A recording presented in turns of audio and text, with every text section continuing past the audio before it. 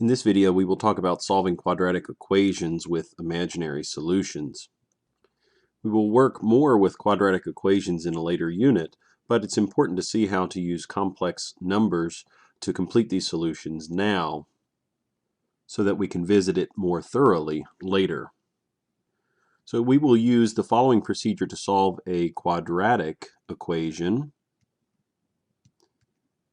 with two terms.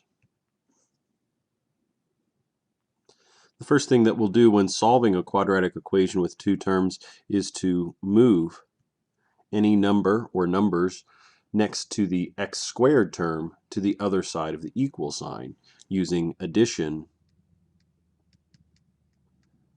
or subtraction.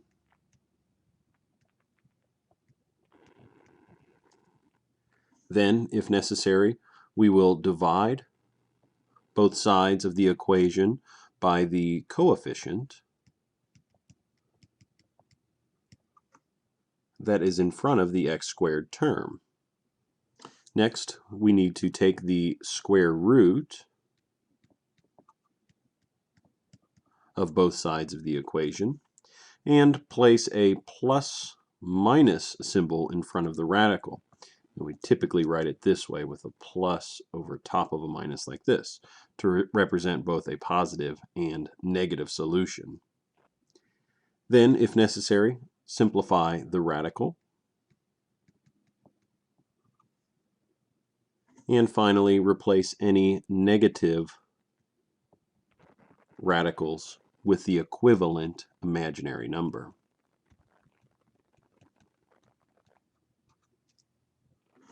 Let's take a look at a few examples. Number one, here we have x squared plus 1 equals 0. Step 1 tells us to move any numbers next to the x squared term to the other side of the equal sign using addition or subtraction. Here I need to use subtraction to move that variable. Move that number. I have an x squared now equal to -1. There's no need to divide by a coefficient. There is no coefficient, no value in front of this x squared. So now I can take the square root of both sides of the equation. In doing so, we are left with x by itself, and we now have a positive and negative radical. The -1 inside this radical sign can't be simplified any further. It's already in lowest terms.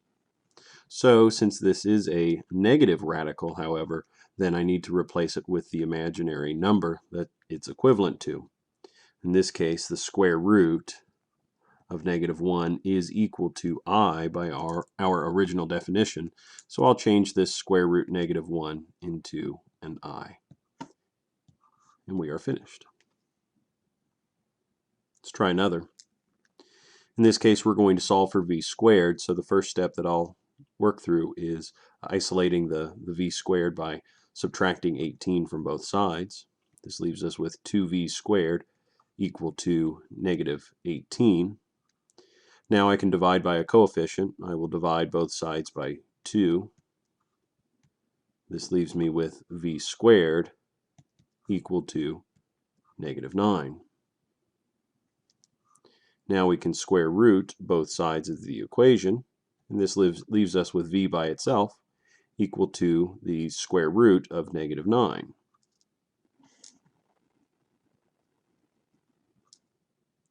We can simplify this function to say v is equal to the square root of -1 times the square root of 9.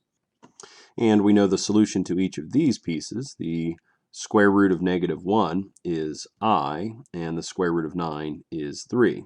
Now, one thing I just recognized I forgot was my positive and negative sign back here. So let's not forget that. We'll put that back in now. And this is our solution, plus or minus I times 3, but a neater way to write that is a plus or minus, positive or negative, 3I. And our last example for this set of notes. To isolate the b value, we will subtract 64 from both sides.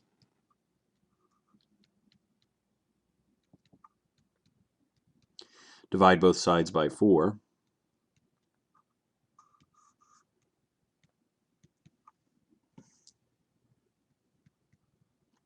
Take the square root of both sides of the equation.